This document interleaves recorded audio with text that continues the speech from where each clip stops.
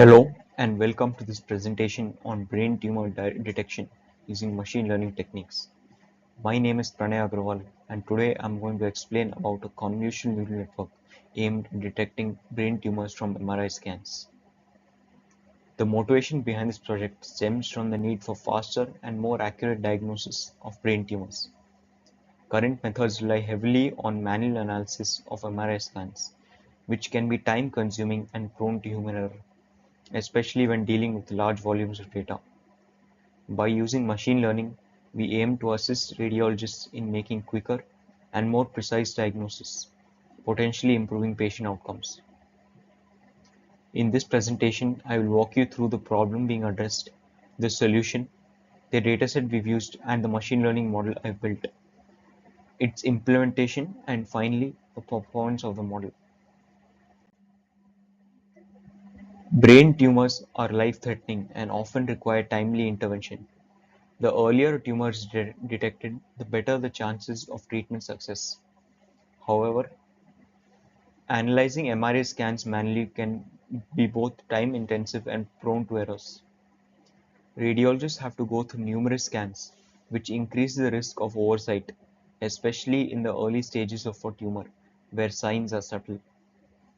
The amount of medical imaging data generated is also increasing at a rapid pace. The growing volume highlights the urgent need for automated, efficient diagnostic tools that can assist medical professionals in quickly analyzing MRI data and making accurate decisions. In summary, the problem we are addressing is the inefficiency and inaccuracy of manual MRI analysis in detecting brain tumors. And our solution aims to alleviate this by leveraging machine learning techniques to automate the process. Our proposed solution is a convolutional neural network, also known as a CNN model, specifically designed for the detection of brain tumors in MRI images. CNNs are highly effective in image classification tasks, as they can learn to identify patterns and features directly from raw images, making them ideal for medical imaging. Our model is trained to identify three types of brain tumors: glioma, meningioma, and pituitary tumors. Additionally, it is capable of distinguishing between tumor and non-tumor cases, making it a comprehensive diagnostic tool. One key feature of our system is that it provides not only a classification, but also a confidence score for each prediction. This is critical for medical applications, where it is important to know the certainty of the diagnosis. For the model, I've used a publicly available dataset from Kaggle titled Brain Tumor Classification MRI. The dataset consists of a total of 3,264 grayscale MRI images categorized as follows: 926 glioma tumor images, 937 meningioma tumor images, 901 pituitary tumor images, 500 images without tumors.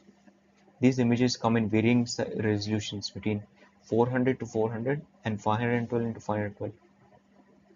But for the purpose of consistency in training, we resized all the images to 256 into 256 pixels during the pre-processing stage. A data cleaning step was implemented where where the uh, where the image file formats which were validated and we removed any corrupted or unsupported files. The dataset is split into three parts. Training set 70% this is used to teach the model. Validation set 20% used to tune the model and prevent overfitting, and the test set 10%. This is used to evaluate the model's final performance on unseen data. Using such a diverse and well-labeled dataset helps to ensure the model learns to generalize well across different tumor types and patients. These, these are some of the sample MRI images I used.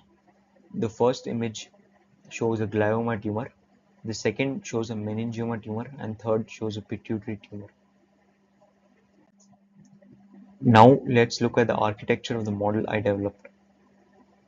I chose a convolutional neural network, a CNN, as it's highly effective for image classification tasks. Here's a breakdown of the architecture. Uh, the first layer is the convolutional layer. So this model has three convolution layers. These layers apply filters to the input MRI images, extracting key features such as edges, textures, and shapes. The next type of layer I've used is max pooling layer. After each convolution layer, I include a max pooling layer to downsample the feature maps. This helps reduce the computational complexity while preserving important patterns. Flattening layer. Once a convolution and pooling operations are complete, the data is flattened into a one-dimensional vector to be fed into the fully connected layers. Dense layers. I use two dense layers to classify the images. The first dense layer has 256 neurons with a ReLU activation function, and the final layer consists of 4 neurons with softmax activation function used for multi-class classification. To prevent overfitting, I include a dropout layer with a rate of 0.5. Once the architecture was defined, I compiled the model using the Adam optimizer, which is known for its fast convergence in deep learning models. For the loss function, I used sparse categorical cross entropy since I was dealing with integer labels in a multi-class classification problem. I trained the model for 10 epochs with the data split into training, validation, and test sets. I used the validation set to monitor the model's performance during training, which helped me to adjust the parameters and prevent overfitting. Now let's move on with the implementation.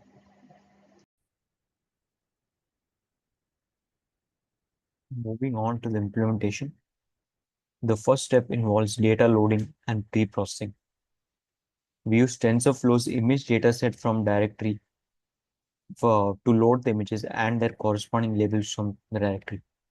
We also normalize the pixel values by dividing them by 255 so that the model can train more efficiently. Step 2 involves splitting the dataset. We split the dataset into training, validation, and test sets with a 70, 20, and 10 split. This ensures the model has sufficient data to train, validate, and test its performance. Step 3, building the model. The model is built using TensorFlow's sequential API. We add convolutional, max pooling, and dropout layers to construct the CNN.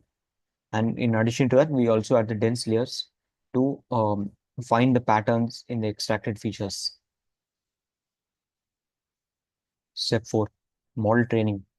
We compile the model using the Adam optimizer and sparse categorical cross entropy function.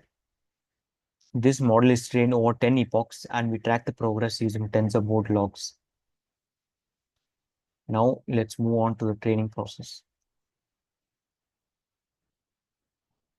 After training, this is the learning curve we obtain. The blue line represents training loss and the orange line represents validation loss. Since they both are steadily decreasing, we can confidently say that the model is effectively extracting the features from the data and understanding the patterns. Now, these are some of the sample MRI images that we have used. Moving on to accuracy, we can see that both the training and validation accuracy are steadily increasing, indicating that the model has effectively learned the patterns in the data.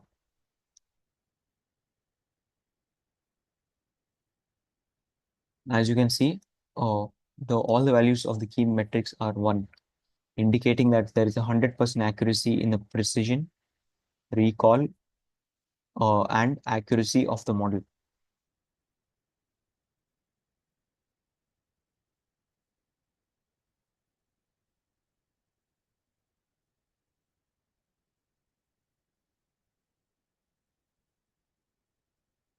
These results show that the model has performed well on unseen data, achieving high levels of precision, recall, and accuracy.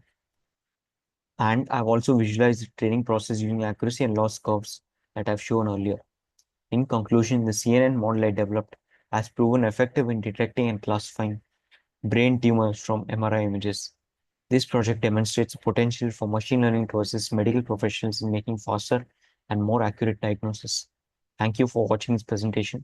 I hope it has been informative and insightful. Thank you.